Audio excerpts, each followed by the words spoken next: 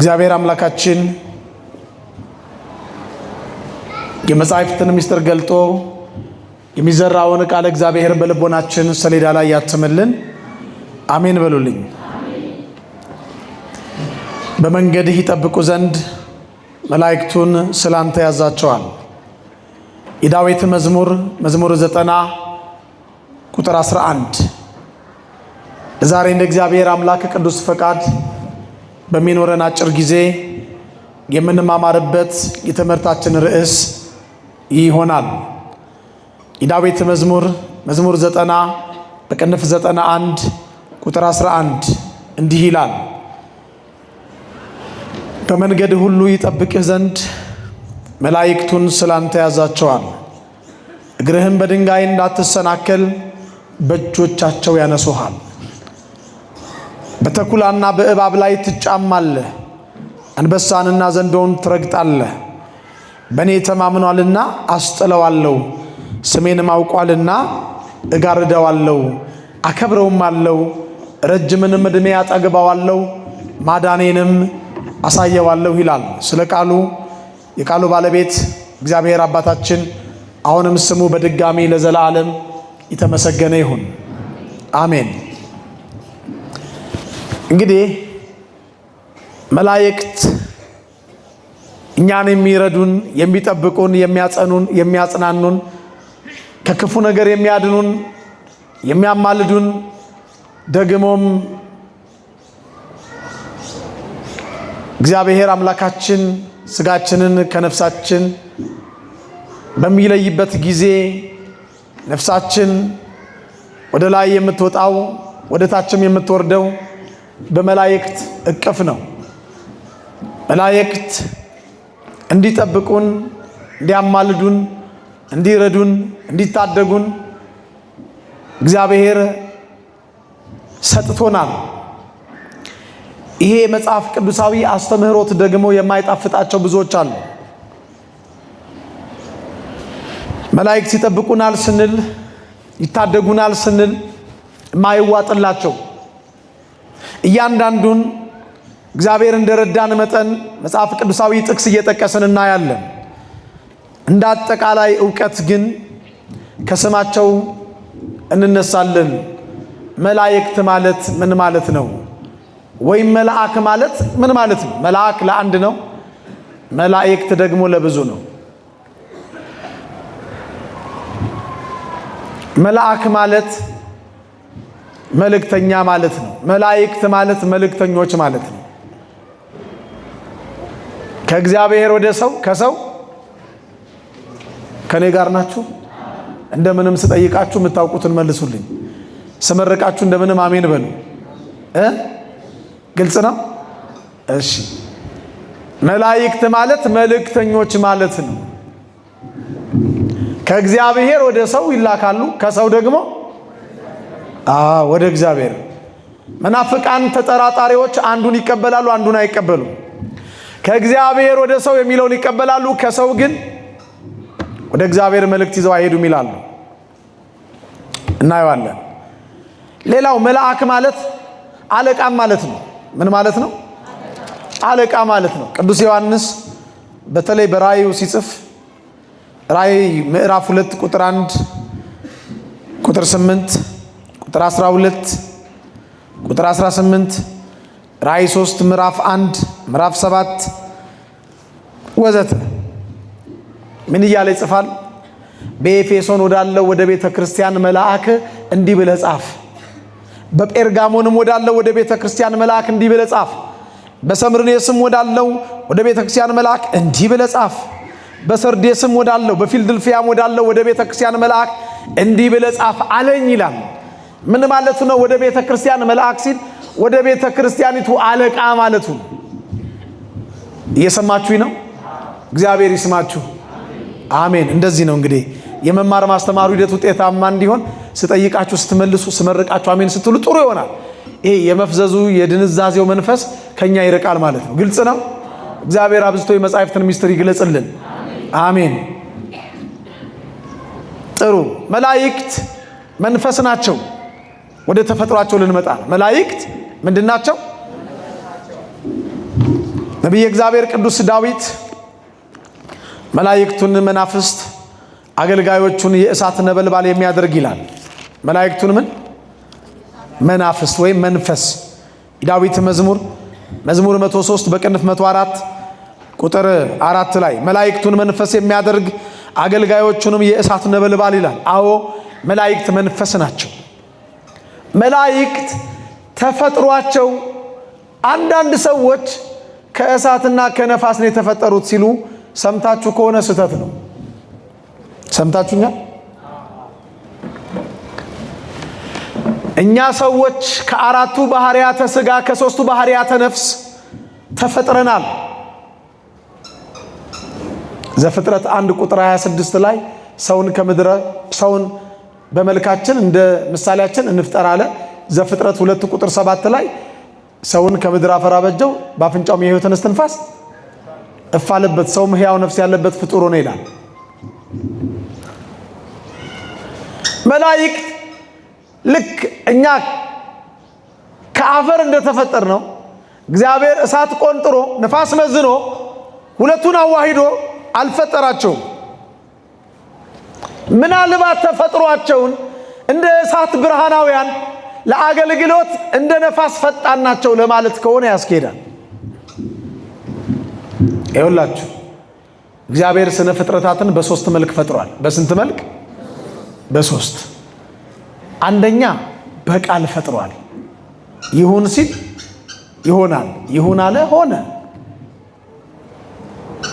ሁለተኛ የኛ አምላክ በአርምሞ በዝምታም መፍጠር የሚችል ኤልሻዳይ አምላክ ነው።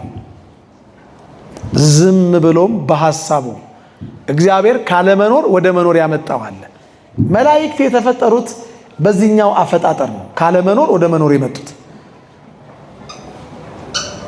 ሶስተኛው በዕለተ ዓርብ ሁሉ ከተፈጠረ በኋላ የተፈጠረ በተቀደሰ እጁ የተበጃጀ በመዳፎቹ የተቀረጸ አዳም ተፈጠረ። በእጁ የተፈጠረ ማን ብቻ ነው? በምሳሌውና በአራያው የተፈጠረ ማን ብቻ ነው? ሁሉ ከተፈጠረ በኋላ የተፈጠረ ማን ነው? ካለመኖር ወደ መኖር አምጥቷቸዋል። መላእክት አይጋቡም፣ አያገቡም፣ አይበዙም፣ አይባዙም። ይሄ ለሁላችንም ግልጽ ስለሆነ ጊዜ አንወስድም። እዚህ ላይ ጊዜ የለንም። መላእክት ያለ እረፍት ያመሰግኑታል፣ ሲያርፉም ያመሰግኑታል። ምግባቸው ምስጋናቸው ነው። ምስጋናቸው ምግባቸው ነው። ቅዱስ ዮሐንስ በራእዩ እንዳየው ያለ እረፍት ቀንና ሌሊት ያመሰግኑታል። የተፈጠሩት እግዚአብሔርን ሊያመሰግኑ ስለሆነ የዮሐንስ ራእይ ምዕራፍ 4 ቁጥር 8 እንዲህ ይላል። አራቱም እንስሶች ዙፋኑን የሚሸከሙትን ነው። እያንዳንዳቸው 6 ክንፎች አሏቸው። በዙሪያቸውም በውስጣቸውም ዓይኖች ሞልተውባቸዋል። ቅዱስ ቅዱስ ቅዱስ የነበረውና የሚመጣው ሁሉንም የሚገዛ ጌታ አምላክ እያሉ ቀንና ሌሊት አያርፉም ይላል። ቀንና ሌሊት አያርፉም። አዲስ ቅኔ እየተቀኙ ያመሰግኑታል። አዳዲስ ቅኔ እያመነጩ ያመሰግኑታል። እዛው ራእይ ምዕራፍ 5 ቁጥር 11 ላይ ተመልከቱ። አዲስ ቅኔን ይዘምራሉ ይላል። አዲስ ቅኔ ምናልባት የሰው ልጆች አእምሮ በዓመት አንዴ አንድ ሲዲ ወይም አንድ ካሴት የሚሞላ መዝሙር ሊያወጣ ይችላል፣ ድርሰት ሊደርስ ይችላል እንጂ በ24 ሰዓት አዳዲስ ቅኔ ይከብዳል፣ ከባድ ነው። እነሱ ግን እግዚአብሔር በሰጣቸው ጸጋ አዳዲስ ቅኔ እያመነጩ ቅዱስ እያሉ ያለ እረፍት ያመሰግኑታል። ምግባቸው ምስጋናቸው ነው፣ ምስጋናቸው ምግባቸው ነው። መልካም። አሁን ጎረቤቶቻችን ወደሚያነሱ ጥያቄ እንሂድ። ለምሳሌ ዛሬ ሊቀ መላእክት ቅዱስ ሚካኤል ነው፣ ነገ ሩፋኤል ነው። የዛሬ ሳምንት ደግሞ የዓመት ሊቀ መላእክት ቅዱስ ገብርኤል ነው። እግዚአብሔር የዛ ሰው ይበለን። ቅዱስ ገብርኤል አዳነኝ፣ ቅዱስ ሚካኤል አዳነኝ ስንል ጆሮውን የሚያሳክከው ብዙ ትውልድ አለ። በቃ አይኑን የሚያሽብን፣ አፉን የሚያዛጋብን፣ ጸጉሩን የሚበላው የማይዋጥለት ብዙ እልፍ ትውልድ አለ በውጭ። በውጭ ግን ብቻ አይደለም፣ ጥቂቶች ደግሞ አሉ የውስጥ አርበኞች፣ በውስጥ ማይጠፉ። ይኸውላችሁ መላእክት እንዴት ነው አዳኑን ስንል ሰዎቹ መቀበል ያቃታቸው? አይ ጌታ ነው ያዳነን። እውነት ነው። ሲጀመር መላእክት ከክፉ ነገር እንደሚጠብቁን እንደሚያድኑን የእግዚአብሔር ቃል ይነግረናል። እስቲ እናንብበው። መቼም የሚዳኘን የእግዚአብሔር ቃል ነው አይደል? መላእክት ከክፉ ነገር ይጠብቁናል አይጠብቁንም? ያድኑናል አያድኑንም?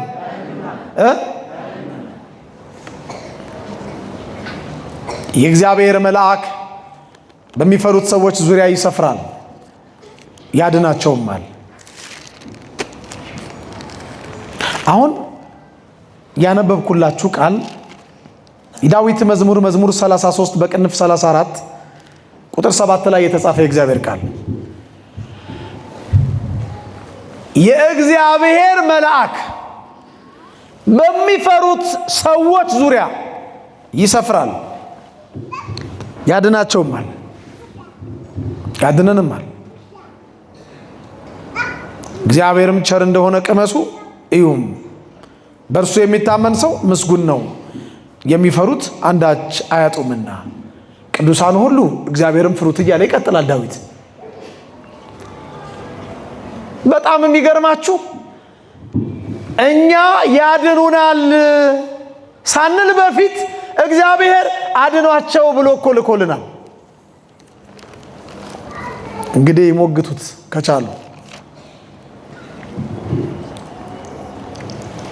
እስራኤላውያን ከግብፅ ባርነት ሲወጡ እግዚአብሔር ለሊቀ ነቢያት ለሙሴ እንዲህ አለው፣ በመንገድህ ይጠብቅህ ዘንድ እኔ ስጠይቃችሁ አሁን ትመልሳላችሁ። ጮክ ብላችሁ ማይናገር ሰው እንዳይኖር።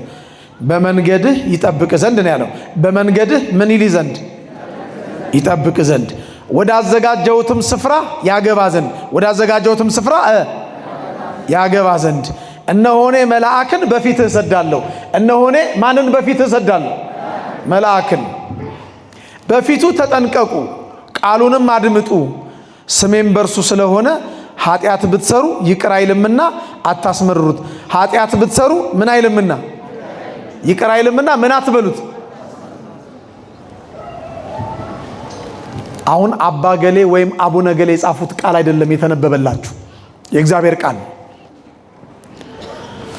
በምንሄድበት መንገድ ሁሉ ከክፉ ነገር ይጠብቀን ያድነን ይታደገን ዘንድ ኖ እግዚአብሔር መልአክን በፊታችን ሰደደልን እንዲጠብቀን እንዲያድነን እንዲታደገን። አይ አንፈልግም ካልን ምን ያርገን? እግዚአብሔር ግን የሚጠብቀንን ማንን ሰጠን? መልአክ ሰጠን፣ ከክፉም ያድነን። እግዚአብሔር ወደ አዘጋጀልን ስፍራ ያገባን ዘንድ ይሄ ለጊዜው ከ600,000 የሚልቁትን ህዝበ እግዚአብሔር እስራኤል ዘስጋን በሊቀ ነቢያት በሙሴ መሪነት በመጋቤ ብሉይ በቅዱስ ሚካኤል አማላጅነት ወደ ምድረ ርስት ወደ ከነዓን ማርና ወተት ወደምታፈሰው ምድር ያገባችሁ ዘንድ ሲል ነው። ፍጻሜው ግን ለእስራኤል ዘነፍስ ለአዲስ ኪዳን አማኞች እግዚአብሔር ወደ አዘጋጃት ከገቡ መውጣት ካገኙ ማጣት ወደ ሌለባት ማርና ወተት ሳይሆን የምታፈሰው ያቺ ብርሃኗ ራሱ ኢየሱስ ክርስቶስ የሆነላት ሰማያዊት ርስት ሰማያዊቷ ኢየሩሳሌም መንግስተ ሰማያት ይመራን ዘንድ ያስገባን ዘንድ እግዚአብሔር እነሆ ለእያንዳንዳችን መልአክን በፊታችን ይሰዳል። ከክፉ ነገር ሊጠብቀን፣ ደግሞ ሊታደገን፣ ደግሞ ሊያድነን፣ ደግሞ ከውድቀት ሊያነሳን፣ ደግሞ ሊያጸናን፣ ደግሞ ሊያጽናናን፣ ደግሞ ሊያበረታን፣ ደግሞ ወደ እግዚአብሔር ቤት ሊያቀርበን፣ እግዚአብሔር ወደ አዘጋጀልን ስፍራ ሊያስገባን እግዚአብሔር መልአኩን ሰዷል። ማስረጃ ልስጣችሁ። ደግሞ የቱ ጋር ነው ይሄ አዲስ ኪዳን ላይ የተጻፈው? እነዚህ ኦርቶዶክሳውያን ደግሞ ብለው በሐዲስ ኪዳን እግዚአብሔር ወዳዘጋጀው ስፍራ ያገባ ዘንድ ይላሉ። አያፍሩም እንዴ ይሉናል። አፍረንም ተሸማቀንም አናቅምኛ፣ አሳፍረን ነው የምናቀው። ኦርቶዶክስ መልስ አላት። ቤተክርስቲያን ምልዕት ናት። ራሱ አምላካችን ጌታችን መድኃኒታችን ኢየሱስ ክርስቶስ የተናገረውን ቅዱስ ወንጌል አነበዋለሁ። የማቴዎስ ወንጌል ምዕራፍ 18 ቁጥር 10። የማቴዎስ ወንጌል አዲስ ኪዳን ላይ ነው ብሉይ ኪዳን ላይ? በደንብ አስተውሉና ተከታተሉ። ከእነዚህ ከታናናሾች አንዱን እንዳትንቁ ተጠንቀቁ። መላእክቶቻቸው ምኖቻቸው? መላእክቶቻቸው በሰማያት ዘወትር በሰማያት ያለውን የአባቴን ፊት ያያሉ እላችኋለሁና። አሁን እያንዳንዱን ቃል እንተርጉመው። ከነዚህ ከታናናሾች፣ በሰው ሰውኛው ታናናሽ የምንላቸው ምናልባት በእድሜ ትንሽ የሚባል አለ፣ በስልጣን ትንሽ የሚባል አለ፣ በሀብት ትንሽ የሚባል አለ፣ በጸጋ ትንሽ የሚባል አለ ወዘተርፈ።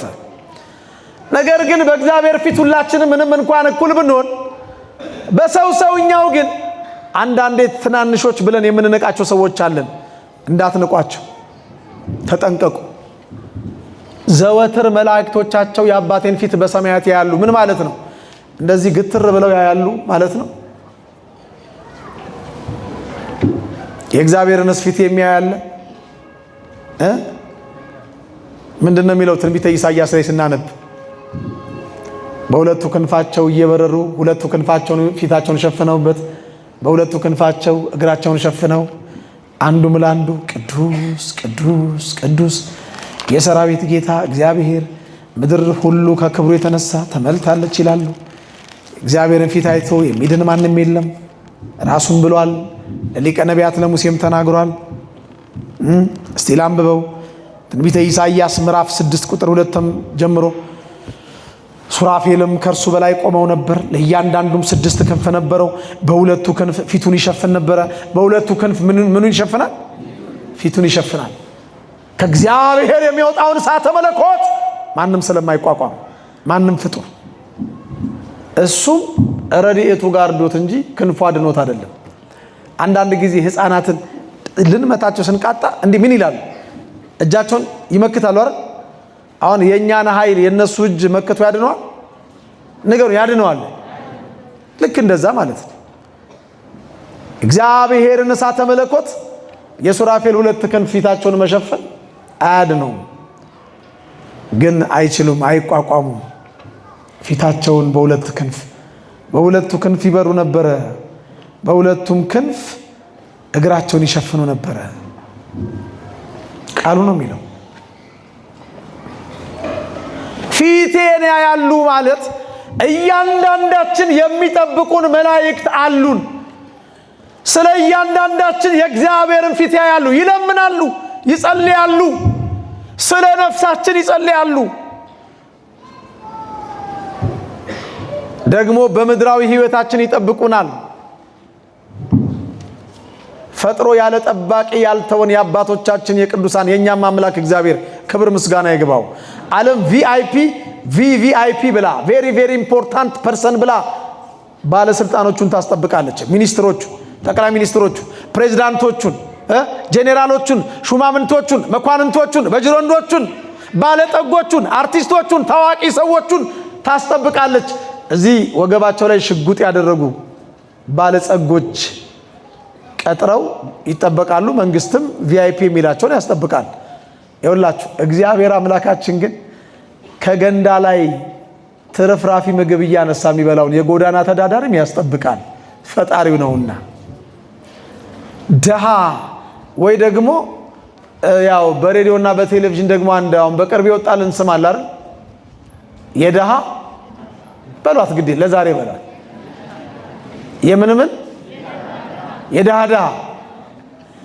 የደሃም ይበሉን። ለሱ ግን ቪአይፒዎቹ ነን። ስጋውን የቆረሰልን ደሙን ያፈሰሰልን ማይተወን ማይጥለን ማይንቀን ማንም ሲተወን ማይተወን ማንም ሲሸሸን ማይሸሸን ልጆቹ ስለሆንን በመላእክት ያስጠብቀናል። በመንገድህ ይጠብቅ ዘንድ ወደ አዘጋጀው ስፍራ ያገባ ዘንድ እነሆኔ መልአክን በፊት እሰዳለሁ ያለ አምላክ አሁን ደግሞ አዲስ ኪዳን ላይ ከታናናሾቹ አንዱን እንዳትንቁ መላእክቶቻቸው የአባቴን ፊት በሰማያት ያያሉ፣ ስለነሱ ይለምናሉ። እያንዳንድህ በሁለት መላእክት ትጠበቃለህ። አቤት እግዚአብሔር ለኛ ያለውን ፍቅርና ክብር በገለጠልን እንዴት እንደምንወደው አይናችን ስላላየ እኮ እንዴት እንደሚያስጠብቀን ከልጅነታችን ጀምሮ እየጠበቀን እንዴት እንዳደግን እንደው ብናየው ጥሩ ነበር። ትዝ ይላችኋል እዚች አይናችን ላይ የተወረወረችው ድንጋይ እዚህ ቅንድባችን ላይ ስታርፍ እናቶች ምንድነው የሚሉት? እንደው የምን አምላክ ነው ያወጣው ነው የሚሉት። እስቲ በሏት ለዛሬ ጮክ በሏ። የአይን አምላክ የአይን አምላክ የአፍንጫ አምላክ የሚባል አለ። መልአኩ እኮ ነው ዞር የሚያደርገው ኢላማውን። ሳኦል ከግድግዳ ጋር ከግንብ ጋር ዳዊትን ሊሰፋው ጦር ይሰብቃል። መልአኩ የተሰበቀውን ጦር ገለል ያደርገዋል። የሚጠብቀን አይተኛም። የሚጠብቀን የሚያስጠብቀን በማይተኙ መላእክት ነው። ከነዚህ ከታናናሾች አንዱን እንዳትንቁ ተጠንቀቁ። መላእክቶቻቸው ዘወትር የአባቴን ፊት ያያሉ እላችኋለሁና። ይሄም ብቻ አይደለም። ያዕቆብ በኦሪት ዘፍጥረት ላይ ሲናገር እንዲህ ብሏል። ከክፉ ነገር ያዳነኝ መልአክ ብሏል። ከምን ያዳነኝ? ከክፉ ነገር ያዳነኝ መልአክ። ያዕቆብ ማንን ነው የሚያመልከው? ጮክ በሉና ነገሩ። ማንን ነው የሚያመልከው? እግዚአብሔርን። እኛ ማንን ነው የምናመልከው? ያዕቆብ መልአኩ አዳነኝ ሲል እግዚአብሔር አያድንም ማለቱ ነው? እኛ ቅዱስ ሚካኤል አዳነኝ፣ ቅዱስ ገብርኤል አዳነኝ ስንል እግዚአብሔር አያድንም እያልን ነው? ልብ ይስጥልን። አሜን በሉላችሁ። ልብ ይስጥልን። ዘፍጥረት 48 ቁጥር 16 እንደውም ሁለት ነገር ነው እዚህ ምዕራፍ ላይ የምናየው።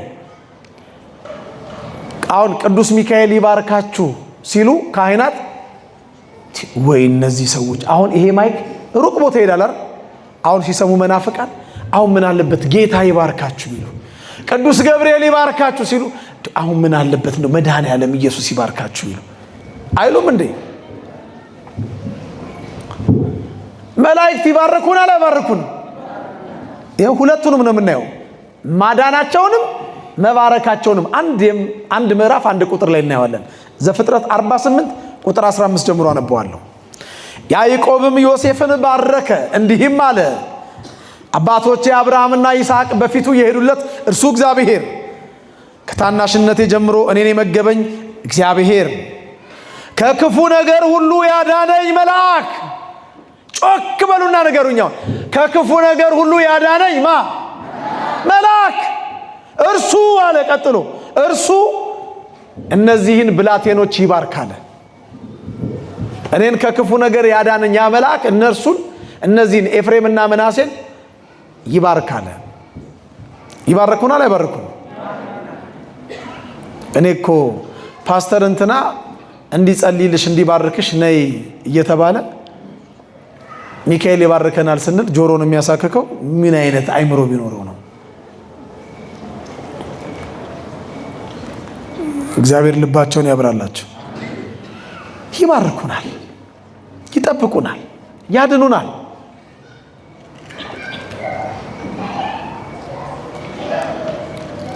የሚገርማችሁ ኃጢአትን ይቅር ማለትም ይቅር አለ ማለትም ስልጣን ተሰጥቷቸዋል።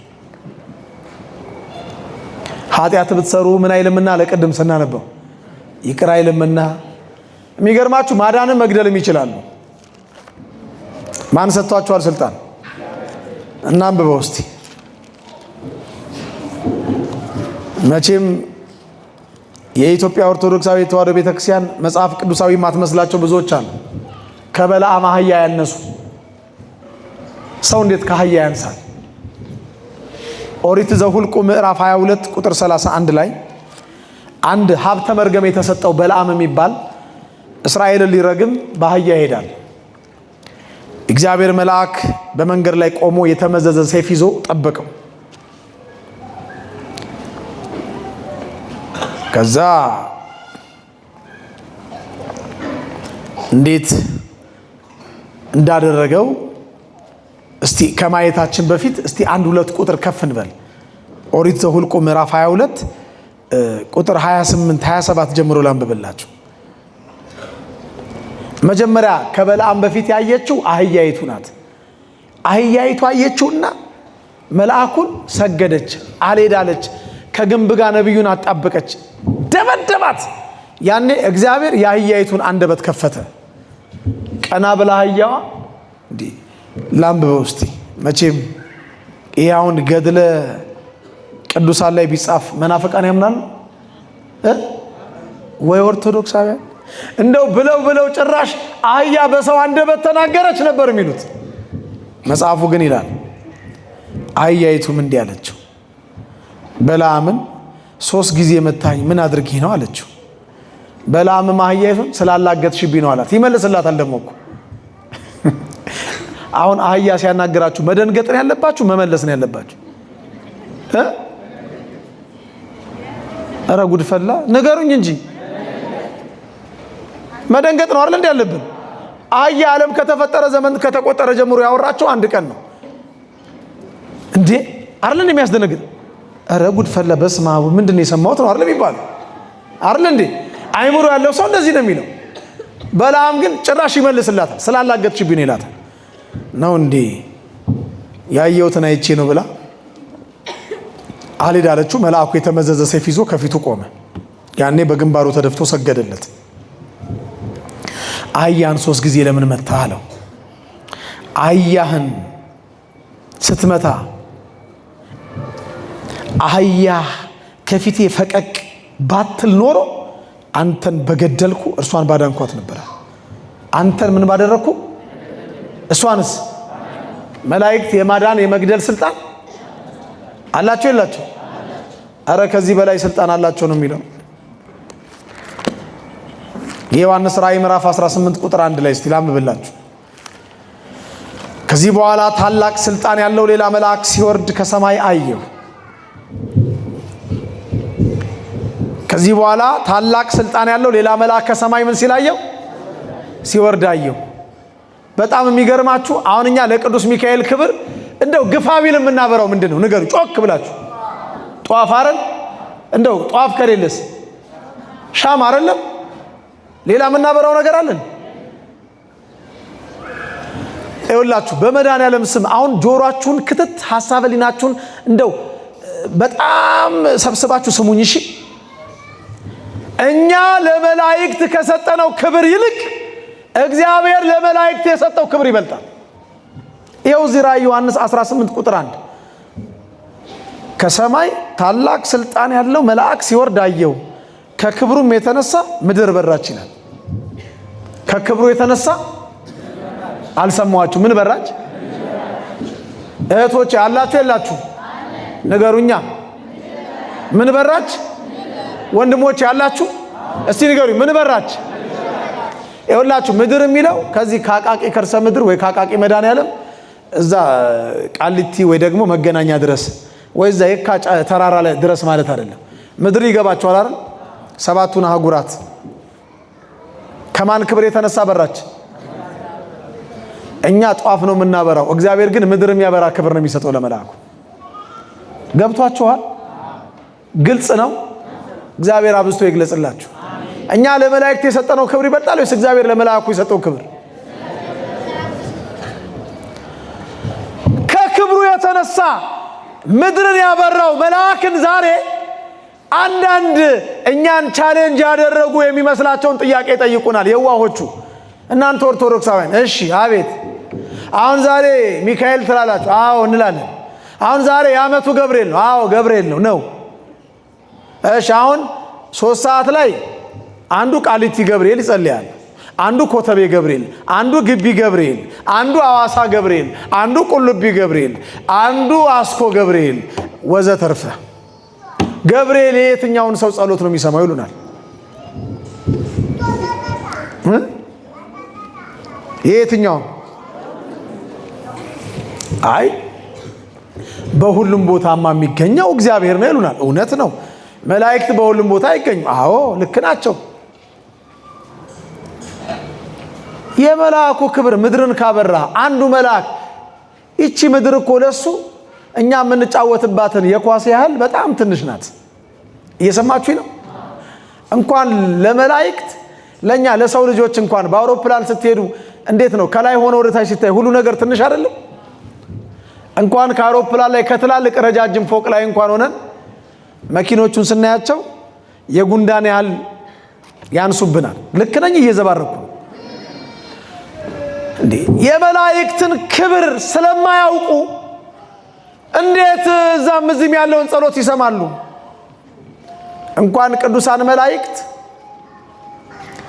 ኤልሳ እንኳን ቁጭ ብሎ አንድ ቦታ የሶሪያው ንጉስ ቤተ መንግስት የሚመካከረውን ምክር ይሰማ ነበር አይልም መጽሐፍ? ቅዱስ ጴጥሮስ ቁጭ ብሎ አንድ ቦታ ሐናንያና ሰጲራ መሬታቸውን ሸጠው የመሬቱን ሽያጭ ግማሽ ገንዘብ መሬት ሲቀብሩት ቁጭ ብሎ ያያል። እኔና እናንተ ኮል ኮንፈረንስ ምናምን ቴሌኮንፈረንስ ምናምን በሚባለው የሰው አይምሮ በፈጠረው ሞባይል ስልካችን አንድ ቦታ ቁጭ ብለን 4-6 ዓለማት ካሉ ሰዎች ጋር በቪዲዮ ኮል እየተያየን ማውራት እንችላለን አንችልም? ይሄን የፈጠረው የማን ጭንቅላት ነው? ታዲያ የሰው ጭንቅላት ይሄንን ማድረግ ከቻለ እዚህ ጋር 8 እና 10 ቁጥር ነክተን አሜሪካና ቻይና ሩቅ ምስራቅና ሩቅ ምዕራብ ካለ ሰው ጋር በቴክኖሎጂ መገናኘት ከቻለ ቪዲዮ ኮል እየተያየን ማውራት ከቻለ እንዴት ቅዱስ ገብርኤል አዋሳ ገብርኤልና ኮተቤ ገብርኤል የሚጸልየውን ጸሎት አይሰማም ትላላችሁ? ያስኬዳል? ኤልሳ እኮ ቁጭ ብሎ ላንብብላችሁ፣ ቁጭ ብሎ ቤቱ የሶሪያው ንጉስ ቤተ መንግስት ውስጥ ከሚኒስትሮቹ ጋር የሚያወራውን ይሰማል። ማን ገልጾለት? ይሄ እኮ የእግዚአብሔርን ኃይል አቅም መካድ ነው። መጻሕፍትንና የእግዚአብሔርን ኃይል አታውቁምና ተስታላችሁ ይላል የእግዚአብሔር ቃል። ብዙዎቹ ይስታሉ። እስቲ ላንብበው። ሁለተኛ ነገሥት ምዕራፍ 6 ቁጥር 8 የሶሪያውም ንጉስ ከእስራኤል ጋር ይዋጋ ነበረ። ከባሪያዎቹም ጋር ተማክሮ በዚህ ተደብቀን በዚህ እንሰፍራለን አለ። የእግዚአብሔርም ሰው ሶሪያዋን በዚህ ተደብቀዋልና በዚህ ስፍራ እንዳታልፍ ተጠንቀቅ ብሎ ወደ እስራኤል ንጉስ መልእክት ላከ ይላል። ብዙ ጊዜ ላከ። በኋላ የእስራኤሉ ንጉስ ከኛ ጋራ ወዳጅ መስሎ ከእስራኤል ንጉስ ጋር የተወዳጀ ማን ነው ንገሩኝ፣ እኛ በእልፍኝ የተነጋገርነውን ሚስጥር ማን ነው የሚያወጣው አለ። ከዛ አንዱ ሚኒስትር ተነሳና ጌታዬ ሆይ እንዲህ አይደለም፣ በእልፍኝ ውስጥ ሆነ የምትናገረውን በእስራኤል ዘንድ ያለ ነቢይ ኤልሳ ለእስራኤል ንጉስ ይነግረዋል አለው። ሁለተኛ ነገሥት ምዕራፍ 6 ቁጥር 12 ላይ ማየት ይቻላል። ቁጭ ብሎ ይሰማዋል። በቃ ቁጭ ብሎ ቅዱስ ሚካኤል ቅዱስ ገብርኤል እንኳን በምድር ላይ የሚከናወነው ነገር ይቀርና ሲወርድ ክብሩ ምድርን ያበራል። ቃሉ ነው የሚለው። ዮሐንስ በራእዩ ነው ያየው። ወገኖቼ ሰዓት የለንም እንጠቅልለው እስቲ። መላእክት ይባርኩናል አይባርኩንም? አይተናል አላየንም? ከክፉ ያድኑናል አያድኑንም? ይጠብቁናል አይጠብቁንም? ያማልዱናል፣ ስለኛ ይለምናሉ። ከሰው ወደ እግዚአብሔር መልእክት ይዘው አይሄዱም የሚለውን ቃል ይኸውላችሁ በትንቢተ ዘካርያስ ምዕራፍ 1 ቁጥር 12 ላይ የእግዚአብሔር መልአክ የሰዎችን ልመና ለእግዚአብሔር ሲያቀርብ ተጽፎ እናገኛለን። ትንቢተ ዘካርያስ ምዕራፍ 1 ቁጥር 12 አቤቱ የሰራዊት ጌታ እግዚአብሔር ሆይ እነዚህ 70 ዓመት ሙሉ የተቆጣሃቸውን ኢየሩሳሌምንና የይሁዳን ከተሞች የማትምራቸው እስከ መቼ ነው አለ። እግዚአብሔርም መልሶ በመልካምና በሚያጽናና ቃል ከኔ ጋር ይነጋገር ለነበረው እንዲህ አለው፣ ስበክ እንዲህ ብለህ ጻፍ። ጌታ እግዚአብሔር እንዲህ ይላል፣ እኔ ትንሽ ተቆጥቼ ሳለው እነርሱ ክፋትን ስላገዙ ባልተቸገሩት አሕዛብ ላይ አሳልፌ ሰጥቻቸዋለሁ። አሁን ግን ወደ ኢየሩሳሌም በምህረት ተመልሻለሁ። ቤቴ ይሰራባታል፣ ገመድ ይዘረጋባታል አለ የሰራዊት ጌታ እግዚአብሔር ይላል። መልአኩ ለመነ፣ ወደ እስራኤል በምህረት ተመልሻለሁ እግዚአብሔር አለ። የሰዎችን ጭንቀት ሐሳብ መልአኩ ይዞ ወደ እግዚአብሔር ለመነ። እግዚአብሔር በምሕረት ተመልሻለሁ የሚል ለመልአኩ ነገረው። መላእክት የሰውን ልመና ወደ ሰማይ ይዘው ይሄዳሉ አይሄዱ? ይሄ በብሉይ ኪዳን ነው ካሏችሁ የሉቃስ ወንጌል ምዕራፍ 13 ቁጥር 6 ላይ ራሱ ኢየሱስ ክርስቶስ የተናገረው አንድ ቃል አለ። በምሳሌ የሉቃስ ወንጌል ምዕራፍ 13 ቁጥር 6 ጀምሮ እቺን አንብቤ ትምህርቴን እጠቀልላለሁ። ከኔ ጋር ናችሁ? አምላከ ቅዱስ ሚካኤል ከሁላችሁ ጋር ይሁን። አሜን። እንዲህ ይላል፣ ለአንድ ሰው በወይኑ የተተከለች በለስ ነበረችው። ፍሬም ሊፈልግባት መጥቶ ምንም አላገኘም። የወይን አትክልት ሰራተኛውንም ከዚች በለስ ፍሬ ልፈልግ 3 ዓመት እየመጣው ምንም አላገኘሁምና ቁረጣት አለው። ምን አርጋት? ምን አላገኘሁምና ፍሬ። የወይኑ አትክልት ሰራተኛ ግን መልሶ እንዲህ አለው፣ ጌታ ሆይ ዙሪያዋን እስክኮተኩትላትና ፋንድያ እስካፈስላት ድረስ በዚች ዓመት ደግሞ ተዋት አለው። ወደፊት ብታፈራ ደህና ነው፣ ያለዚያ ግን ትቆርጣታለህ አለው። ይውላችሁ የወይኑ አትክልት ባለቤት እግዚአብሔር ነው። በለስ ወይም ወይን የተባልነው እኛ የሰዎች ልጆች ነን። ማረጋገጥ ከፈለጋችሁ ትንቢተ ኢሳይያስ ምዕራፍ 5 ቁጥር 1 ላይ ሄዱ። ማስታወሻ የምትጽፉ ኢሳይያስ 5 ቁጥር 1 ስለ ወይኑና ስለ በለሱ ቅኔ ቀኛለሁ ይልና ኢሳይያስ 5 ቁጥር 8 ላይ የደስታው አትክልት የወይኑማ አትክልት ስፍራ የይሁዳ ሰዎች ናቸው ይላል። የምን ሰዎች ናቸው? ወይን በለስ የሚለው እኛን የሰው ልጆች ነው። 3 ዓመት ፍሬ ፈለኩ የሚለው የመጀመሪያው ዓመት ከ7 ዓመት እስከ 18 ያለው ዓመት ነው። ጾም ራሱ ምን ጀምረው በስንት ዓመታችን ነው? ከ7 እስከ 18 ዓመታችን እግዚአብሔር ይመጣል፣ ፍሬ ሊፈልግ ያጣል፣ ይሄዳል። ባይምሮም በእድሜም ገና ልጅ ነን። ሁለተኛው ዓመት የተባለው ከ18 እስከ 40 ያለው ነው። ይመጣል፣ ያየናል። አቤት በዚህ እድሜማ በደንብ ተጨማልቀን ያየናል፣ ይሄዳል። ሶስተኛው ዓመት የተባለው ከ40 እስከ 70 እስከ 80 ነው። የሰው እድሜ ቢበዛ 70 ቢበረታ ይላል አይደል? ከዚያ ካለፈ ግን ምንድን ነው? መከራና ድካም ነው ይላል። ግልጽ ነው። ከዛ አገላብጡኝ ነው፣ መከራ ነው፣ ወደዚህ ነው፣ ወደዛ ነው። መዝሙር 89 በቅንፍ 90 ቁጥር 9 ዘመኖቻችን እንደ ሸረሪት ድር ይሆናሉ። የዘመኖቻችን እድሜ 70 ዓመት ቢበረታም 80 ዓመት ነው፣ ቢበዛ ግን ድካምና መከራ ነው ይላል። መዝሙር 89 በቅንፍ 90 ቁጥር 9 ላይ መመልከት ይቻላል። ሶስተኛው ዓመት የተባለው ከ40 እስከ ስንት ያለው ነው? እስከ 70 80 ያለው ነው።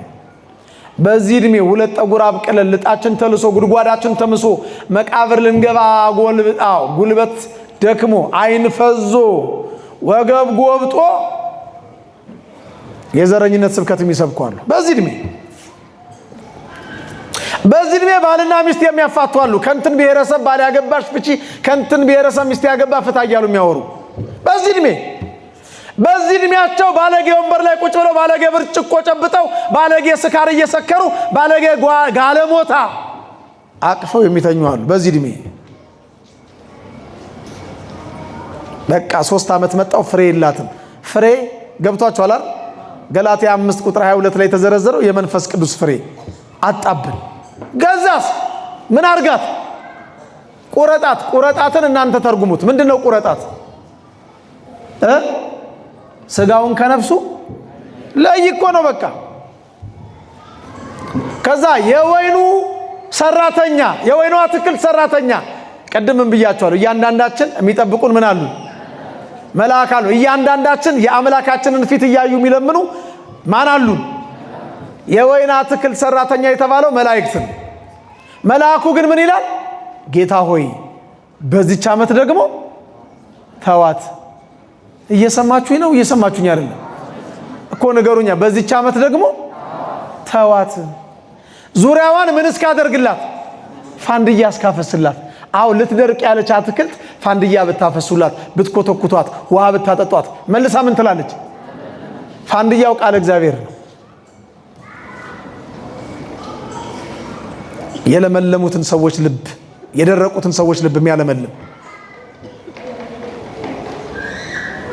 ቃል ሕግ ለእግሬ መብራት ለመንገዴ ብርሃን ነው እንዳለ ቅዱስ ዳዊት። የእግዚአብሔር ሕግ፣ የእግዚአብሔር ቃል፣ የእግዚአብሔር ትእዛዝ ዙሪያዋን እስካፈስላት ፋንድያ ኮትኩቼ ውሃ ጠጥቼ ደግሞ እስቲ እስክንከባከባት እባክህ በዚች ዓመት ደግሞ ተዋት፣ ወደፊት ብታፈራ ደህና ነው ይለዋል። ለካ እናንተዬ በኃጢአት ላይ ኃጢአት እየደረብን እስከዛሬ ያልተቆረጥ ነው። በማን ምልጃ ነው? በቅዱሳኑ ምልጃ ነው። በእግዚአብሔር ምልጃ ነው። አረ በመድኃኔዓለም ነው። አይ የተኙም አሉ። እስቲ አጠገባችሁ ይሉኝ የተኙ አሉ የሉ? የሉ ማለት አደራ ደህና አደር በሉኝና ተኙ። እሺ ከተኛችሁ አላችሁ? ጨርሻለሁ፣ አይዟችሁ። 40 ደቂቃ ነው የቀረኝ። ስንት አልኳችሁ? አይ አላችሁ ማለት ነው። አይ አላችሁ አልተኛችሁ። 2 ደቂቃ ነው የቀረኝ፣ አይዟችሁ። ለካ በኃጢአት ላይ ኃጢአት በበደል ላይ በደል እየበደልን ያልተቆረጥ ነው። እያንዳንዳችንን የሚጠብቁ የአምላካችንን በሰማያት የሚያዩ መላእክት ምን እያደረጉ ነው? እያማለዱ ምን እያሉ? በዚች ዓመት ደግሞ ተዋት እባክህ 2018ን ተዋት፣ እስቲ 2019ን ተዋት። እስቲ ቃለ እግዚአብሔር አፍስሼ የቃሉን ወተት ግቼ ለንስሐ የሚገባ ፍሬ እንድታፈራ እንዳደርጋት እድል ስጠኝ እባክህ እያሉ መላእክት ያማልዳሉ። ቅዱሳን መላእክት ስለኛ ይጸልያሉ። የምንጸልየውን ጸሎት ከቅዱሳኑ ጸሎት ጋራ ከዕጣኑ ጢስ ጋራ ወደ እግዚአብሔር ፊት የሚያሳርጉት ቅዱሳን መላእክት ናቸው። ቅዱስ ዮሐንስ በራእዩ እንደጻፈልን የዕጣኑም ጢስ ከቅዱሳኑ ጸሎት ጋራ በመልአኩ እጅ በእግዚአብሔር ፊት ወጣ ይላል። በማን እጅ? በመልአኩ እጅ። የዮሐንስ ራእይ ምዕራፍ 8 ቁጥር 4 የዮሐንስ ራእይ ምዕራፍ 8 ቁጥር 4 አንብቡት። ለመላእክት የጸጋ ስግደት ይገባል፣ እንሰግድላቸዋለን።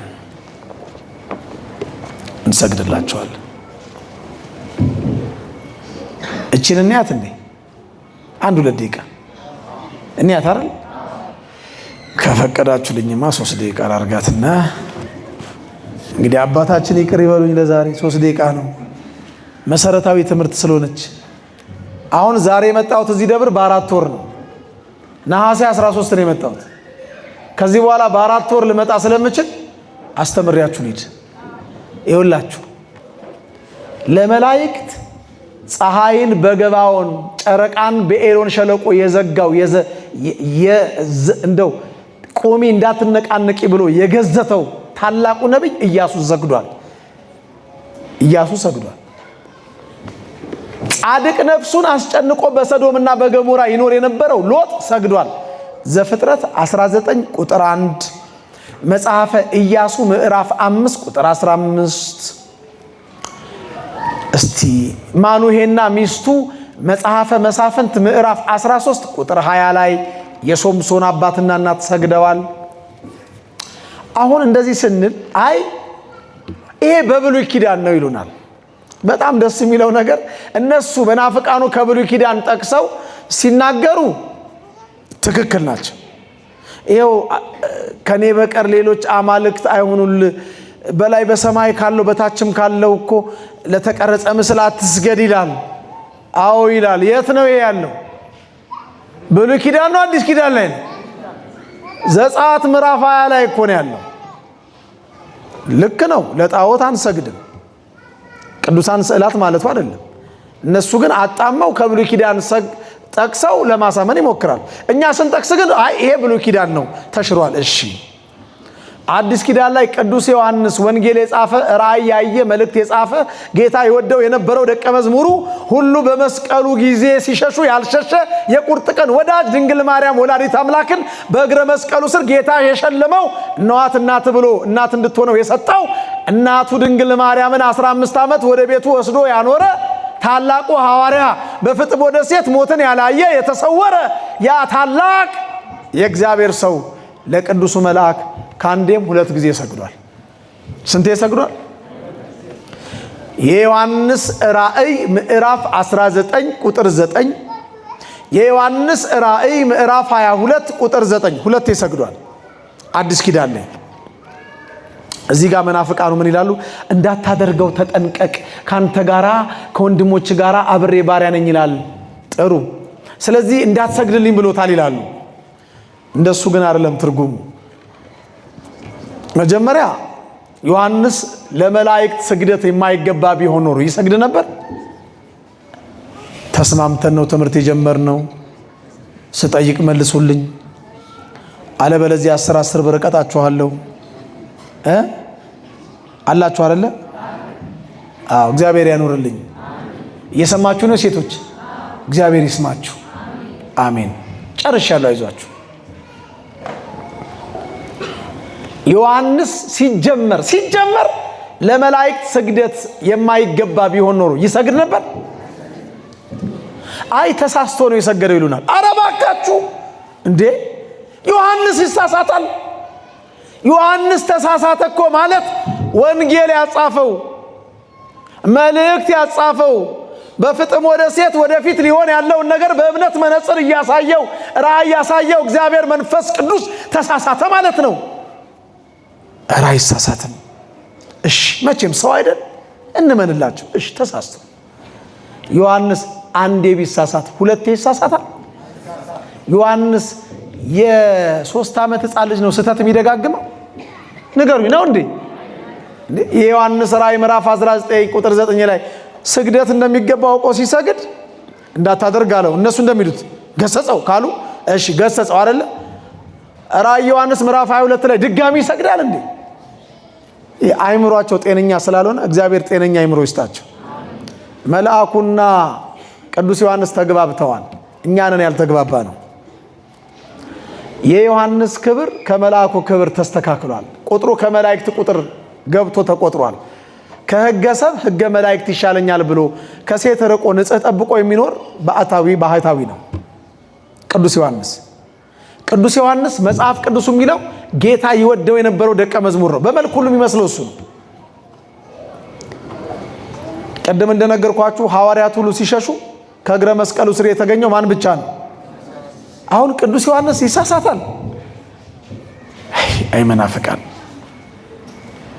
የዚህ ዓለም አምላክ ልባቸውን አሳውሮባቸው ቅዱሳኑ ተሳሳቱ ይላል። ቁጥሩ ከመላእክት እንደተስተካከለ መልአኩ የዮሐንስን ክብር ያውቃል። እኩል ስለሆኑ ሲሰግድለት በትህትና ለኔ አይገባኝም አትስገድ፣ እኔ እናንተ አብረን ለእግዚአብሔር ነው መስገድ ያለብን ይላል። ለምሳሌ አሁን በአውቶቡስ ስትሄዱ ወይ በባቡር ስትሄዱ ወጣት የ20 ዓመት ጎረምሳ ቁጭ ብለ የ80 ዓመት ሽማግሌ ቆመው ብታይ ነው አባታችን እዚህ ጋር ቁጭ ብለው ብለ ብትነሳ እኛ አባት አረ በክሰር አይገባም መራ ይላሉ እንዴ? የሚሉት ምንድነው? እግዚአብሔር ይባርክ፣ እንዳከበርከኝ የሚያከብር ልጅ ይስጥ፣ እድሜህን ያርዝመው፣ ወልደሳም ዘርተቃም ጠላትክን አይኑን ጨለማ እግሩን ቄጠማ ያርግልህ፣ በግግ ብላ ወዘተ መርቀውት ይቀመጣሉ አይደል? በእድሜ ምን ስለሚሉት ጥሩ። በደንብ ምሳሌውን ስሙ።